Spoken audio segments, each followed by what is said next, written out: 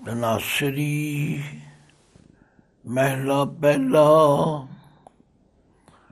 ਨਦਰ ਕਰੇ ਤਾਂ ਸਿਮਰਿਆ ਜਾਏ, ਆਤਮਾ ਦਰਵੈ ਰਹਿ ਲਿਵ ਲਾਏ। ਆਤਮਾ ਪਰਾਤਮਾ ਏਕੋ ਕਰੇ, ਅੰਤਰ ਕੀ ਦੁਬਿਧਾ ਅੰਤਰ ਮਰੈ। ਗੁਰ ਪ੍ਰਸਾਦੀ ਪਾਇਆ ਜਾਏ, ਹਰਸ਼ਿਉ ਚਿਤ ਲਾਗੈ ਫਿਰ ਕਾਲ ਨ ਖਾਏ। ਰਹਾਉ ਸਚ ਸਿਮਰਿਐ ਹੋਵੈ ਪ੍ਰਗਾਸ, ਤਾਤੇ ਬਿਖਿਆ ਮੈਂ ਰਹਿ ਉਦਾਸ। ਸਤਿਗੁਰ ਕੀ ਐਸੀ ਵਡਿਆਈ, ਪੁੱਤਰ ਕਲਤਰ ਵਿਚੇ ਗਤ ਪਾਈ। ऐसी सेवक सेवा करे, जिसका जियो तिसे आगे धरे। साहिब भावे सो परवान, सो सेवक दरगाह पावे मान। सतगुर की मूरत हृदय वसाए, जो इच्छै सोई फल पाए। साचा साहिब किरपा करे, सो सेवक जम ते कैसा डरै। भनत नानक करे विचार, साची बाणी त्यों धरे प्यार। ताको पावे मोख द्वार, जप तप सब ये शब्द है तार। ਵਾਹਿਗੁਰੂ ਜੀ ਕਾ ਖਾਲਸਾ, ਵਾਹਿਗੁਰੂ ਜੀ ਕੀ ਫਤਿਹ। ਧੰਨ ਧੰਨ ਸ਼੍ਰੀ ਗੁਰੂ ਨਾਨਕ ਦੇਵ ਪਾਤਸ਼ਾਹ ਨੇ ਜਿੱਥੇ ਪਹਿਲੇ ਸ਼ਬਦ ਵਿੱਚ ਹੈ ਮੇਰੀ ਮਾਂ, ਉਸ ਪਰਮਾਤਮਾ ਨੂੰ ਕਿਸੇ ਚਲਾਕੀ ਨਾਲ, ਕਿਸੇ ਹਿਕਮਤ ਨਾਲ, ਕਿਸੇ ਹੁਕਮ ਨਾਲ ਪ੍ਰਾਪਤ ਨਹੀਂ ਕੀਤਾ ਜਾਂਦਾ। ਫਿਰ ਕੀ ਇਹਦਾ ਉੱਤਰ ਹੈ ਕਿਵੇਂ ਮਿਲੇ, ਕਿਉਂ ਸਿਮਰਿਆ ਨਹੀਂ ਜਾਏ। ਤੋ ਇਸ ਪਾਵਨ ਸ਼ਬਦ ਵਿੱਚ ਸਤਿਗੁਰੂ ਜੀ ਉਸ ਨੂੰ ਹੋਰ ਕਲੀਅਰ ਕਰਦੇ। ਗੁਰ ਪ੍ਰਸਾਦੀ ਪਾਇਆ ਜਾਏ, ਗੁਰੂ ਦੀ ਕਿਰਪਾ ਹੋ ਜਾਏ। ਹੁਣ ਸਵਾਲ ਇਹ ਹੈ ਕਿ ਹਰ ਮਨੁੱਖ, ਹਰ ਵਿਅਕਤੀ, ਹਰ ਇਸਤਰੀ ਪੁਰਸ਼ ਚਾਹੁੰਦਾ ਕਿ ਮੇਰੇ ਤੇ ਗੁਰੂ ਦੀ ਕਿਰਪਾ ਹੋ ਜਾਏ। ਪਰ ਇਹ ਗੱਲ ਸਮਝਣੀ ਪਵੇਗੀ ਕਿ ਗੁਰੂ ਦੀ ਕਿਰਪਾ ਕਿਵੇਂ ਹੋਵੇ। ਮੈਂ ਹਮੇਸ਼ਾ ਬੇਨਤੀ ਕਰਦਾ ਕਿ ਸਾਨੂੰ ਗੁਰਬਾਣੀ ਵੀ ਪੜ੍ਹਨੀ ਚਾਹੀਦੀ ਹੈ ਅਤੇ ਗੁਰੂ ਇਤਿਹਾਸ ਵੀ ਪੜ੍ਹਨਾ ਚਾਹੀਦਾ, ਅਤੇ ਉਹਨਾਂ ਗੁਰਸਿੱਖਾਂ ਦਾ ਜੀਵਨ ਵੀ ਪੜ੍ਹਨਾ ਚਾਹੀਦਾ ਹੈ ਜਿਨ੍ਹਾਂ ਗੁਰਸਿੱਖਾਂ 'ਤੇ ਗੁਰੂ ਦੀ ਕਿਰਪਾ ਹੋਈ। ਗੁਰਪ੍ਰਸਾਦੀ ਦਾ ਅਰਥ ਤੇ ਗੁਰੂ ਦੀ ਕਿਰਪਾ ਹੀ ਰਹੇਗਾ। ਪਰ ਕਿਰਪਾ ਹੋਈ ਕਿਵੇਂ? ਜੇ ਭਾਈ ਲਹਿਣਾ ਜੀ ਗੁਰੂ ਨਾਨਕ ਦੇਵ ਜੀ ਦੀ ਸ਼ਰਨ ਵਿੱਚ ਆਉਣ ਤੋਂ ਪਹਿਲਾਂ ਇੱਕ ਆਮ ਵਿਅਕਤੀ ਹਨ, ਉਹਨਾਂ ਦੇ ਜੀਵਨ ਨੂੰ ਪੜ੍ਹਿਆਂ ਪਤਾ ਲੱਗਦਾ ਕਿ ਜੋ ਪਿਤਾ ਪੁਰਖੀ ਸੰਸਕਾਰ ਉਹਨਾਂ ਨੂੰ ਮਿਲੇ ਹਨ ਪਰਿਵਾਰ ਵੱਲੋਂ, ਉਹਨਾਂ ਅਨੁਸਾਰ ਉਹ ਦੇਵੀ ਦੇ ਭਗਤ ਹਨ। ਬਲਕਿ ਭਗਤ ਨਹੀਂ, ਉਹ ਉਸ ਭਗਤ ਮੰਡਲੀ ਦੇ ਮੁਖੀ ਵੀ ਹਨ ਅਤੇ ਹਰ ਸਾਲ ਉਹਨਾਂ ਦਾ ਸੰਗ ਉਹਨਾਂ ਦੀ ਯਾਤਰਾ ਲੈ ਕੇ ਜਵਾਲਾ ਦੇਵੀ ਦੀ ਯਾਤਰਾ ਕਰਨ ਵੀ ਜਾਂਦੇ ਹਨ। ਇਹ ਗੱਲ ਕਿਸੇ ਤਰ੍ਹਾਂ ਲੁਕੋਈ ਛੁਪੋਈ ਨਹੀਂ ਜਾ ਸਕਦੀ। ਪਰ ਜਦੋਂ ਉਹਨਾਂ ਨੇ ਆਪਣੇ ਹੀ ਨਗਰ ਖਡੂਰ ਦੇ ਅੰਦਰ ਗੁਰੂ ਕੇ ਸਿੱਖ ਭਾਈ ਜੋਧ ਜੀ ਦੇ ਮੁਖਾਰਬਿੰਦ ਤੋਂ ਬਾਣੀ ਦਾ ਪਾਠ ਸੁਣਿਆ, ਉਹਨਾਂ ਦੇ ਅੰਦਰ ਬਾਣੀ ਲਈ ਖਿੱਚ ਪੈਦਾ ਹੋਈ ਅਤੇ ਉਹਨਾਂ ਨੇ ਭਾਈ ਜੋਧ ਜੀ ਨੂੰ ਪੁੱਛਿਆ, ਇਹ ਬਾਣੀ ਕਿਸ ਦੀ? ਉਹਨਾਂ ਨੇ ਜੋ ਸੱਚਾਈ ਸੀ ਉਹ ਦੱਸਿਆ ਕਿ ਬਾਣੀ ਗੁਰੂ ਨਾਨਕ ਦੇਵ ਜੀ ਦੀ, ਉਹ ਕਿੱਥੇ ਰਹਿੰਦੇ ਹਨ। ਭਾਈ ਜੋਤ ਜੀ ਨੇ ਦੱਸਿਆ ਉਹ ਕਰਤਾਰਪੁਰ ਰਾਵੀ ਦੇ ਕੰਢੇ ਰਹਿੰਦੇ। ਮੇਰਾ ਮਤਲਬ ਇਹ ਇਤਿਹਾਸ ਹੈ, ਔਰ ਕੋਈ ਬਹੁਤ ਪੁਰਾਣਾ ਇਤਿਹਾਸ ਨਹੀਂ। ਇੱਕ ਹੁੰਦੀ ਗੱਲ ਹਜ਼ਾਰਾਂ ਲੱਖਾਂ ਬਰਸ ਦੀ, ਨਹੀਂ। ਇਹਨੂੰ ਤੇ ਹਾਲੀ ਅਸੀਂ ਗੁਰੂ ਨਾਨਕ ਦੇਵ ਜੀ ਦਾ 550ਵਾਂ ਹਾਲੀ ਥੋੜ੍ਹੇ ਦਿਨ ਹੋਏ ਮਨਾਇਆ। ਤੋ ਕਹਿਣ ਦਾ ਭਾਵ ਭਾਈ ਲਹਿਣਾ ਜੀ ਨੂੰ ਗੁਰੂ ਦੀ ਕਿਰਪਾ ਕਿਵੇਂ ਹੋਈ। ਉਹ ਗੁਰੂ ਦੀ ਸ਼ਰਨ ਵਿੱਚ ਆਏ, ਉਹਨਾਂ ਨੇ ਹੋਰ ਸਾਰੇ ਪਾਸਿਓਂ ਧਿਆਨ ਛੱਡ ਦਿੱਤਾ ਤੇ ਦਿਨ ਰਾਤ ਉਹ ਗੁਰੂ ਦੀ ਆਗਿਆ ਵਿੱਚ ਚੱਲੇ। ਤੋ ਅਸੀਂ ਵੀ ਚਾਹੁੰਦੇ ਹਾਂ ਸਾਡੇ ਤੇ ਗੁਰੂ ਦੀ ਕਿਰਪਾ ਹੋ ਜਾਏ, ਪਰ ਉਹ ਕਿਰਪਾ ਹੋਵੇਗੀ ਤਾਂ ਜੇ ਅਸੀਂ ਗੁਰੂ ਦੇ ਕਹੇ ਅਨੁਸਾਰ ਚੱਲਾਂਗੇ। ਇਸ ਸ਼ਬਦ ਦੀ ਰਹਾਉ ਦੀ ਪੰਕਤੀ ਵਿੱਚ ਪਾਤਸ਼ਾਹ ਫਰਮਾਉਂਦੇ ਨੇ, ਗੁਰ ਪ੍ਰਸਾਦੀ ਪਾਇਆ ਜਾਏ। ਗੁਰੂ ਦੀ ਕਿਰਪਾ ਨਾਲ ਉਸ ਪਰਮਾਤਮਾ ਨੂੰ ਪ੍ਰਾਪਤ ਕੀਤਾ ਜਾ ਸਕਦਾ। ਹਰ ਸਿਉ ਚਿੱਤ ਲਾਗੈ, ਬਸ ਇਹ ਗੁਰੂ ਦੀ ਕਿਰਪਾ ਹੈ ਕਿ ਸਮਝ ਆ ਗਈ ਕਿ ਪਰਮਾਤਮਾ ਦਾ ਸਿਮਰਨ ਕਰਨਾ ਮਨੁੱਖਾ ਜੀਵਨ ਦਾ ਸਭ ਤੋਂ ਮੁੱਖ ਕਾਰਜ ਹੈ। ਤੇ ਜਿਹਦਾ ਚਿੱਤ ਹਰੀ ਦੇ ਨਾਲ ਲੱਗ ਗਿਆ, ਫਿਰ ਕਾਲ ਨਾ ਖਾਏ, ਉਹ ਫਿਰ ਕਦੇ ਆਤਮਕ ਮੋਤੇ ਨਹੀਂ ਮਰਦਾ। ਉਹਨੂੰ ਕਾਲ ਦਾ, ਮੌਤ ਦਾ ਡਰ ਨਹੀਂ ਰਹਿੰਦਾ। ਸਮਝ ਆ ਜਾਂਦੀ ਕਿ ਕਾਰਨ ਕਰਤੇ ਵਸ ਜਿਨ ਕਰ ਰੱਖੀ ਤਾਰ। ਇਹ ਸਾਰੀ ਖੇਡ ਉਸ ਪਰਮਾਤਮਾ ਦੇ ਹੱਥ ਵਿੱਚ। ਆਪੇ ਹੀ ਕਰਨਾ ਕਿਉ ਕਲ ਆਪੇ ਹੀ ਤੈਂਧਾਰੀ। ਦੇਖੈ ਕੀਤਾ ਆਪਣਾ ਤਰ ਕੱਚੀ ਪੱਕੀ ਸਾਰੀ। ਜਦੋਂ ਇਹ ਸਮਝ ਆ ਗਈ, ਫਿਰ ਮੌਤ ਦਾ ਕਾਹਦਾ ਡਰ, ਫਿਰ ਕਾਲ ਦਾ ਕੀ ਡਰ ਹੈ। ਪਰ ਇਹ ਅਵਸਥਾ ਗੱਲਾਂ ਨਾਲ ਨਹੀਂ ਬਣਨੀ। ਗੁਰ ਪ੍ਰਸਾਦੀ ਪਾਇਆ ਜਾਏ, ਹਰ ਸਿਉ ਚਿਤ ਲਾਗੈ, ਫਿਰ ਕਾਲ ਨਾ ਖਾਏ ਰਹਾਉ। ਹੁਣ ਪਾਤਸ਼ਾਹ ਨੂੰ ਹੋਰ ਸਪਸ਼ਟ ਕਰ ਦੇ, ਹਰੀ ਨਾਲ ਚਿੱਤ ਕਿਵੇਂ ਲੱਗੇ। ਨਦਰ ਕਰੇ ਤਾਂ ਸਿਮਰਿਆ ਜਾਏ। ਜੇ ਪਰਮਾਤਮਾ ਦੀ ਕਿਰਪਾ ਦ੍ਰਿਸ਼ਟੀ ਹੋ ਜਾਏ, ਭਾਵ ਇਹ ਸੋਝੀ ਪ੍ਰਾਪਤ ਹੋ ਜਾਏ। ਇਸੇ ਲਈ ਕਿਹਾ ਵੱਡ ਭਾਗੀ ਹਰ ਸੰਗਤ ਪਾਵੇਂ, ਭਾਗਹੀਨ ਬ੍ਰਹਮ ਚੋਟਾਂ ਖਾਵੇਂ। ਸਤਿਗੁਰ ਸ਼ਬਦ ਉਜਾਰੋ ਦੀਪਾ। ਜਦੋਂ ਗੁਰੂ ਦੇ ਸ਼ਬਦ ਨਾਲ ਜੁੜ ਗਏ, ਜਦੋਂ ਗੁਰੂ ਦੇ ਸ਼ਬਦ ਦੀ ਕਮਾਈ ਕੀਤੀ, ਇਹ ਉਹਦੀ ਮਿਹਰ ਨਾਲ ਹੈ। ਨਦਰ ਕਰੇ ਤਾਂ ਸਿਮਰਿਆ ਜਾਏ, ਆਤਮਾ ਦਰਵੈ ਰਹਿ ਲਿਵ ਲਾਏ। ਸਾਡੀ ਆਤਮਾ ਦਰਬਦੀ ਨਹੀਂ। ਇਹ ਬੜਾ ਸੂਖਸ਼ਮ ਨੁਕਤਾ ਹੈ।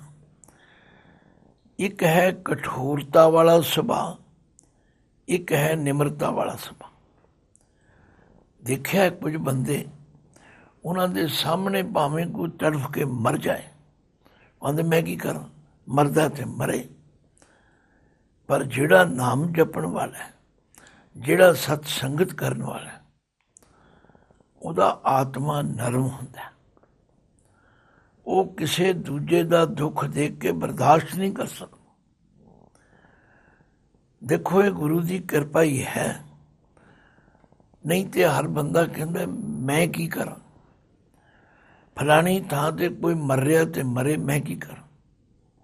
ਪਰ ਨਹੀਂ, ਗੁਰੂ ਕੇ ਸਿੱਖ ਜਿੱਥੇ ਵੀ ਕੋਈ ਆਫਤ, ਕੋਈ ਮੁਸੀਬਤ, ਕੋਈ ਮਨੁੱਖਤਾ ਤੇ ਆਉਂਦੀ ਹੈ, ਉੱਥੇ ਹੀ ਪਹੁੰਚ ਜਾਂਦੇ ਨੇ। ਉੱਥੇ ਉਹਨਾਂ ਦੁਖੀਆਂ ਤੇ ਲੋੜਵੰਦਾਂ ਦੀ ਸੇਵਾ ਕਰਦੇ ਨੇ। ਨਦਰ ਕਰੇ ਤਾਂ ਸਿਮਰਿਆ ਜਾਏ, ਆਤਮਾ ਦਰਵੈ ਰਹਿ ਲਿਵ ਲਾਏ। ਉਹਦੀ ਲਿਵ ਹਰ ਵੇਲੇ ਪਰਮਾਤਮਾ ਨਾਲ ਲੱਗੀ ਰਹਿੰਦੀ, ਔਰ ਪਰਮਾਤਮਾ ਨਾਲ ਲੱਗੀ ਰਹਿਣ ਕਰਕੇ ਉਹਦਾ ਆਤਮਾ ਦ੍ਰਿੜ ਜਾਂਦਾ ਹੈ, ਨਰਮ ਹੋ ਜਾਂਦਾ, ਪੱਗਰ ਜਾਂਦਾ। ਫਿਰ ਕੀ ਹੁੰਦਾ? ਆਤਮਾ ਪਰਾਤਮਾ ਇੱਕ ਹੋਕਰ ਹੈ। ਉਹ ਗੁਰਮੁਖ ਆਪਣੀ ਆਤਮਾ ਤੇ ਪਰਾਈ ਆਤਮਾ, ਦੂਜੇ ਦੀ ਆਤਮਾ ਨੂੰ ਇੱਕੋ ਸਮਝਦਾ। ਉਹ ਆਂਦਾ ਜੇ ਇਹਨੂੰ ਦੁੱਖ ਹੈ ਤੇ ਮੈਨੂੰ ਦੁੱਖ ਹੈ, ਇਹਦਾ ਦੁੱਖ ਮੇਰਾ ਦੁੱਖ ਹੈ। ਬੜੀ ਉੱਚੀ ਅਵਸਥਾ ਹੈ, ਪਰ ਇਹ ਸ਼ਬਦ ਦੀ ਕਰਾਮਾਤ ਹੈ। ਇਹ ਗੁਰੂ ਦੇ ਬਚਨਾਂ ਨੂੰ ਕਮਾਉਣ ਦੀ ਕਰਾਮਾਤ ਹੈ। ਨਦਰ ਕਰੇ ਤਾਂ ਸਿਮਰਿਆ ਜਾਏ, ਆਤਮਾ ਦਰਵੈ ਰਹਿ ਲਿਵ ਲਾਏ। ਆਤਮਾ ਪਰਾਤਮਾ ਏਕੋ ਕਰੈ, ਅੰਤਰ ਕੀ ਦੁਬਿਧਾ ਅੰਤਰ ਮਰੈ। ਹੁਣ ਦੁਬਿਧਾ ਕੀ ਹੈ? ਜਿਹਨੂੰ ਅਸੀਂ ਮੇਰ ਤੇਰ ਕਹਿੰਦੇ ਹਨ, ਇਹ ਅੰਦਰ ਹੀ ਪੈਦਾ ਹੋਈ ਹੈ। ਪਰ ਜਿਸ ਦਾ ਆਤਮਾ ਦ੍ਰਿੜ ਜਾਂਦਾ, ਜਿਹੜਾ ਆਪਣੀ ਆਤਮਾ ਤੇ ਦੂਜੀ ਆਤਮਾ ਨੂੰ ਇੱਕ ਰੂਪ ਸਮਝਦਾ, ਉਹਦੇ ਅੰਦਰ ਪੈਦਾ ਹੋਈ ਦੁਬਿਧਾ ਅੰਦਰ ਹੀ ਖਤਮ ਹੋ ਜਾਂਦੀ। ਹੁਣ ਦੇਖੋ, ਇੱਕ ਅੰਤਰ, ਐੜੇ ਨੂੰ ਅੰਗ ਟਿੱਪੀ ਤੱਤਾ ਰਾਰਾ ਅੰਤਰ ਹੈ।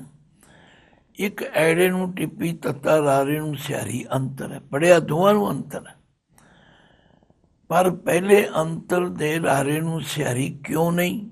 ਕਿਉਂਕਿ ਨਾਲ ਕੀ ਆ ਗਿਆ? ਇਹ ਸੰਬੰਧ ਕੀ ਹੈ? ਪ੍ਰਪੋਜੀਸ਼ਨ। ਤੇ ਅੱਗੇ ਅੰਤਰ ਮਰ, ਅੰਦਰ ਹੀ ਮਰ ਜਾਂਦੀ। ਜਿਹੜਾ ਨਾਮ ਸਿਮਰਦਾ ਹੈ, ਜਿਹਦੇ ਉੱਤੇ ਪਰਮਾਤਮਾ ਦੀ ਕਿਰਪਾ ਹੋ ਜਾਏ, ਆਤਮਾ ਪਰਾਤਮਾ ਏਕੋ ਕਰੈ, ਅੰਤਰ ਕੀ ਦੁਬਿਧਾ ਅੰਤਰ ਮਰੈ। ਇਹ ਦੁਬਿਧਾ ਪੈਦਾ ਵੀ ਅੰਦਰ ਹੀ ਹੋਈ ਸੀ, ਤੇ ਗੁਰੂ ਕੇ ਸ਼ਬਦ ਦੀ ਵਿਚਾਰ ਕਰਨ ਨਾਲ ਅੰਦਰ ਹੀ ਖਤਮ ਹੋ ਗਈ। ਗੁਰ ਪ੍ਰਸਾਦੀ ਪਾਇਆ ਜਾਏ, ਹਰ ਸਿਉ ਚਿਤ ਲਾਗੇ, ਫਿਰ ਕਾਲ ਨ ਖਾਏ। ਬਸ ਗੁਰੂ ਦੀ ਕਿਰਪਾ ਨਾਲ ਉਸ ਪਰਮਾਤਮਾ ਦੀ ਪ੍ਰਾਪਤੀ ਹੋ ਜਾਂਦੀ, ਤੇ ਜਿਹਦਾ ਚਿੱਤ ਹਰੀ ਦੇ ਨਾਲ ਲੱਗ ਜਾਂਦਾ, ਫਿਰ ਕਾਲ ਨਾ ਖਾਏ। ਉਹ ਮੌਤ ਤੋਂ ਡਰਦਾ ਹੀ ਨਹੀਂ। ਮੌਤ ਕਦੋਂ ਖਾਂਦੀ ਹੈ? ਜਦੋਂ ਮੌਤ ਦਾ ਡਰ ਹਰ ਵੇਲੇ। ਦੇਖੋ, ਗੁਰਸਿੱਖਾਂ ਦਾ ਤੇ ਇਤਿਹਾਸ ਭਰਿਆ ਪਿਆ, ਸਾਹਮਣੇ ਮੌਤ ਖੜੀ, ਦੇਗ ਤਿਆਰ ਹੈ, ਆਰੇ ਨਾਲ ਚੀਰਿਆ ਜਾ ਚੁੱਕਾ ਹੈ, ਪਰ ਕੋਈ ਡਰ ਨਹੀਂ। ਕਾਲ ਕਦੋਂ ਖਾਂਦਾ? ਜਦੋਂ ਮੌਤ ਦੇ ਡਰ ਕਰਕੇ ਅਸੀਂ ਆਪਣੇ ਸਿਧਾਂਤ, ਆਪਣੇ ਅਸੂਲ ਤੋਂ ਬਦਲ ਜਾਂਦੇ। ਪਰ ਪਾਤਸ਼ਾਹ ਕਹਿੰਦੇ ਗੁਰ ਪ੍ਰਸਾਦੀ ਪਾਇਆ ਜਾਏ, ਹਰ ਸਿਉ ਚਿਤ ਲਾਗੈ, ਫਿਰ ਕਾਲ ਨ ਖਾਏ। ਰਹਾਉ ਸੱਚ ਸਿਮਰਿਐ ਹੋਵੇ ਪ੍ਰਗਾਸ। ਸੱਚ ਸਿਮਰਿਐ ਬੜੀ ਮੁਸ਼ਕਿਲ ਆ ਰਹੀ ਹੈ। ਜਦੋਂ ਪਾਠ ਸੁਣੀਦਾ, ਪਾਠ ਪੜ੍ਹਾਈਦਾ, ਸਾਰੇ ਸਿਆਰੀ ਨੂੰ ਬਿਹਾਰੀ ਬੋਲੀ ਜਾਂਦੇ, ਸਿਮਰੀਆ ਕਹੀ ਜਾਂਦੇ। ਨਹੀਂ ਭਾਈ, ਰਾਰੇ ਨੂੰ ਸਿਆਰੀ ਲੱਗਣ ਨਾਲ ਸਿਮਰਿਐ, ਸੁਣਿਐ। ਹਾਲਾਂਕਿ ਸਾਰਾ ਸਿੱਖ ਜਗਤ, ਅਨੇਕਾਂ ਪ੍ਰੇਮੀ ਪਿਆਰੇ ਜਪਜੀ ਸਾਹਿਬ ਪੜ੍ਹਦੇ, ਪਰ ਬਹੁ ਗਿਣਤੀ ਸੁਣਿਆ ਨੂੰ ਸੁਣੀਆਂ ਪੜ੍ਹੀ ਜਾਂਦੀ। ਕਿੰਨਾ ਸਮਝਾਓ, ਜਦ ਤੱਕ ਬੇਸਿਕਲੀ ਲਗਾ ਮਾਤਰਾ ਦਾ ਗਿਆਨ ਨਹੀਂ ਹੁੰਦਾ, ਇਹ ਗੱਲ ਸਮਝ ਹੀ ਨਹੀਂ ਆਉਂਦੀ। ਤੋ ਗੁਰੂ ਪਾਤਸ਼ਾਹ ਕਹਿ ਰਹੇ ਨੇ, ਸੱਚ ਸਿਮਰਿਐ। ਸੱਚੇ ਪਰਮਾਤਮਾ ਨੂੰ ਸਿਮਰਨ ਕਰਕੇ ਜੇ ਸਦਾ ਥਿਰ ਪ੍ਰਭੂ ਨੂੰ ਸਿਮਰਿਆ ਜਾਏ, ਫਿਰ ਉਹਦੇ ਸਿਮਰਨ ਦੀ ਬਰਕਤ ਹੈ। ਹੋਵੇ ਪ੍ਰਗਾਸ, ਚਾਨਣ ਹੋ ਜਾਂਦਾ। ਪ੍ਰਗਾਸ ਦੇ ਅਰਥ ਚਾਨਣ, ਅਸਲੀ ਜੀਵਨ ਦੀ ਸੂਝ ਆ ਜਾਂਦੀ। ਜਿਹਨੂੰ ਅਸਲੀ ਜੀਵਨ ਦੀ ਸੂਝ ਆ ਜਾਏ ਉਹਦੇ ਅੰਦਰੋਂ ਵਿਤਕਰੇ ਮੁੱਕ ਜਾਂਦੇ ਨੇ। ਉਹ ਹਰ ਦੁਖੀਏ ਦੀ ਬਾਂਹ ਫੜਨ ਲਈ ਸਭ ਤੋਂ ਅੱਗੇ ਹੋ ਜਾਂਦਾ, ਭਾਵੇਂ ਉਹਨੂੰ ਕਿਤਨਾ ਨੁਕਸਾਨ ਸਹਿਣਾ ਪਵੇ, ਕਿਉਂਕਿ ਉਹਦੇ ਅੰਦਰ ਪ੍ਰਗਾਸ ਹੋਵੇ। ਗੁਰੂ ਨਾਨਕ ਪਾਤਸ਼ਾਹ ਇਸੇ ਲਈ ਕਹਿੰਦੇ ਨੇ, ਪੋਥੀ ਪੁਰਾਣ ਕਮਾਈਐ, ਪਾਉ ਵੱਟੀ ਇਤ ਤਨ ਪਾਈਐ, ਸੱਚ ਬੂਝਣ ਆਣ ਜਲਾਈਐ, ਕਰ ਚਾਨਣ ਸਾਹਿਬ ਤੋ ਮਿਲੈ, ਇਹ ਤੇਲ ਦੀਵਾ ਇਉਂ ਜਲੈ। ਇਹ ਅੰਦਰ ਪ੍ਰਗਾਸ ਹੋਣਾ ਹੀ ਉਸ ਦਿਨ ਹੈ ਜਿਸ ਦਿਨ ਅਸੀਂ ਪਰਮਾਤਮਾ ਦੇ ਸਰੂਪ ਦਾ ਸਿਮਰਨ ਕਰ। ਸੱਚ ਸਿਮਰਿਐ ਹੋਵੇ ਪ੍ਰਗਾਸ, ਤਾਂ ਤੇ ਵਿਖਿਆ ਮੈਂ ਰਹਿ ਉਦਾਸ। ਬਸ ਜਿਸ ਦੇ ਅੰਦਰ ਚਾਨਣ ਹੋਵੇ, ਜਿਹਨੂੰ ਸਮਝ ਆ ਗਈ, ਮੇਰ ਤੇਰ ਜਬ ਇਹਨੇ ਚੁਕਾਈ, ਬਸ ਜਿਸ ਦਿਨ ਇਹਦੇ ਅੰਦਰੋਂ ਮੇਰ ਤੇ ਤੇਰ ਖਤਮ ਹੋ ਗਈ। ਗੁਰੂ ਅਰਜਨ ਦੇਵ ਪਾਤਸ਼ਾਹ ਤੇ ਕਹਿੰਦੇ, ਭਾਈ ਬਿਸਰ ਗਈ ਸਭ ਤਾਤ ਪਰਾਈ, ਜਬ ਤੇ ਸਾਧ ਸੰਗਤ ਮੋਇ ਪਾਈ, ਨਾ ਕੋ ਬੈਰੀ ਨਾ ਹੀ ਬੇਗਾਨਾ, ਸਗਲ ਸੰਗ ਹਮਕੋ ਬਣ ਆਈ। ਸੱਚ ਸਿਮਰਿਐ ਹੋਵੇ ਪ੍ਰਗਾਸ, ਤਾਂ ਤੇ ਵਿਖਿਆ ਮੈਂ ਰਹਿ ਉਦਾਸ।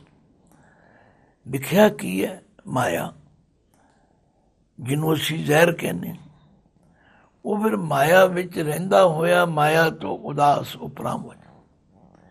ਗੁਰੂ ਨਾਨਕ ਪਾਤਸ਼ਾਹ ਦੇ ਸਮੁੱਚੇ ਉਪਦੇਸ਼ ਦਾ ਨਿਚੋੜ ਹੀ ਇਹੋ ਹੈ ਕਿ ਅੰਜਨ ਮਾਏ ਨਿਰੰਜਨ ਰਹੀਐ, ਜੋਗ ਜੁਗਤ ਇਵ ਪਾਈਐ, ਗੱਲੀ ਜੋਗ ਨ ਹੋਈ, ਏਕ ਦ੍ਰਿਸ਼ਟ ਕਰ ਸਮਸਰ ਜਾਣੈ, ਜੋਗੀ ਕਹੀਐ ਸੋਈ।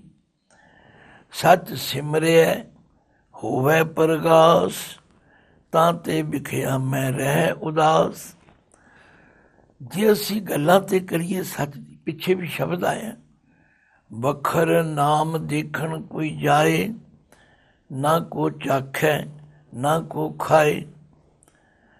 ਅਸੀਂ ਗੁਰਦੁਆਰੇ ਜਾਂਦੇ ਹਾਂ, ਨਿਤਨੇਮ ਕਰਦੇ ਹਾਂ, ਪਰ ਉਸ ਨਾਮ ਰੂਪੀ ਸੌਦੇ ਨੂੰ ਨਾ ਚਖਦੇ ਹਾਂ, ਨਾ ਆਪਣੇ ਜੀਵਨ ਵਿੱਚ ਧਾਰਨ ਕਰਦੇ ਹਾਂ। ਕਈ ਜਾਂਦੇ ਅਸੀਂ ਰੋਜ਼ ਨਿਤਨੇਮ ਕਰਨ, ਨਹੀਂ ਭਾਈ।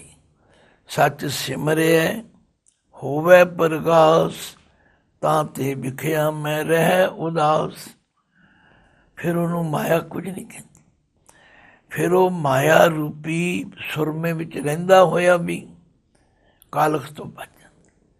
ਕਬੀਰ ਜੀ ਨੇ ਇਸੇ ਲਈ ਕਿਹਾ, ਕਬੀਰ ਜਗ ਕਾਜਲ ਕੀ ਕੋਠਰੀ, ਅੰਧ ਪਰੇਤ ਸਮਾਹੇ, ਹਉ ਬਲਿਹਾਰੀ ਤਿੰਨ ਕੋ, ਪੈਸ ਜੋ ਨੀਕਸ ਜਾਏ। ਆਖਿਆ ਇਹ ਜਗਤ ਸੁਰਮੇ ਦੀ ਕਾਜਲ ਦੀ ਕੋਠੜੀ, ਅੰਨੇ ਜੀਵ ਇਹਦੇ ਵਿੱਚ ਵੜ ਗਏ ਨੇ, ਪੈ ਗਏ ਨੇ, ਡਿੱਗ ਪਏ ਨੇ। ਭਾਈ ਇੱਥੇ ਤੇ ਕਾਲਖ ਹੀ ਕਾਲਖ, ਪਰ ਜਿਨ੍ਹਾਂ ਤੇ ਗੁਰੂ ਦੀ ਕਿਰਪਾ ਹੋ ਜਾਏ, ਜਿਹੜੇ ਗੁਰੂ ਦੇ ਕਹੇ ਅਨੁਸਾਰ ਚੱਲਣਗੇ, ਉਹ ਇਸ ਕਜਲੇ ਦੀ ਕੋਠੀ ਵਿੱਚੋਂ ਵੀ ਉਜਲੇ ਨਿਕਲ ਜਾਣ। ਉਹ ਉਜਲੇ ਨਿਕਲਣ ਦਾ ਤਰੀਕਾ ਇਹ ਹੈ, ਨਦਰ ਕਰੇ ਤਾਂ ਸਿਮਰਿਆ ਜਾਏ, ਆਤਮਾ ਦਰਵੈ ਰਹਿ ਲਿਵ ਲਾਏ। ਆਤਮਾ ਪਰਾਤਮਾ ਏਕੋ ਕਰੈ, ਅੰਤਰ ਕੀ ਦੁਬਿਧਾ ਅੰਤਰ ਮਰੈ।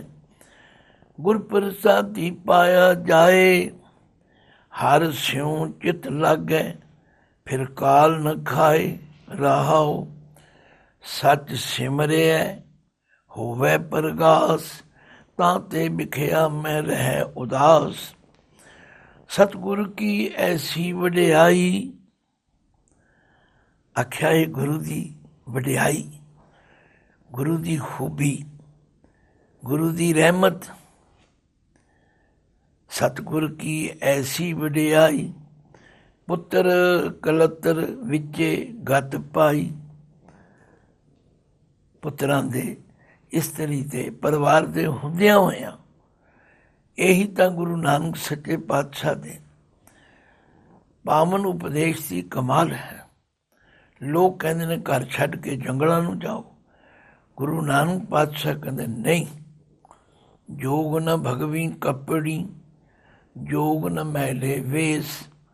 ਨਾਨਕ ਘਰ ਬੈਠਿਆਂ ਜੋਗ ਪਾਈਐ, ਸਤਿਗੁਰ ਕੈ ਉਪਦੇਸ਼। ਸਤਿਗੁਰ ਕੀ ਐਸੀ ਵਡਿਆਈ, ਪੁੱਤਰ ਕਲਤਰ ਵਿੱਚੇ ਗਤ ਪਾਈ। ਹੁਣ ਇਸ ਗਤ ਦਾ ਮਤਲਬ ਕੀ ਹੈ? ਕਲਿਆਣ ਹੋ ਜਾਣ, ਉੱਚੀ ਆਤਮਿਕ ਅਵਸਥਾ ਹੋ ਜਾਣ। ਐਸੀ ਸੇਵਕ ਸੇਵਾ ਕਰੇ। ਸੇਵਕ ਕੌਣ ਹੈ? ਜਿਹੜਾ ਇਹੋ ਜਿਹੀ ਸੇਵਾ ਕਰੇ, ਜਿਹੜਾ ਇਸ ਤਰ੍ਹਾਂ ਗੁਰੂ ਦੇ ਦੱਸੇ ਰਾਹ ਤੇ ਚੱਲੇ। ਜਿਸ ਕਾ ਜੀਓ ਤਿਸ ਆਗੇ ਧਰੇ। ਜਿਹਨੂੰ ਸਮਝ ਆ ਜਾਏ ਕਿ ਇਹ ਜਿੰਦ ਤੇ ਪਰਮਾਤਮਾ ਦੀ ਦਿੱਤੀ ਹੋਈ, ਮੈਂ ਇਹਦੇ ਤੇ ਕੀ ਮਾਣ ਕਰਦਾ। ਸਾਡੀ ਹਾਲਤ ਤੇ ਇਹ ਹੈ ਕਿ ਅਸੀਂ ਪੁਰਾਈ ਛਾਛ ਤੇ ਮੁੱਛਾਂ ਮਨਾਈ ਫਿਰਦੇ, ਭਾਵ ਹੰਕਾਰ ਕਰਦੇ। ਇਹ ਚੀਜ਼ ਪਰਮਾਤਮਾ ਦੀ ਹੈ, ਜਿਹਨੂੰ ਸਮਝ ਆ ਜਾਏ।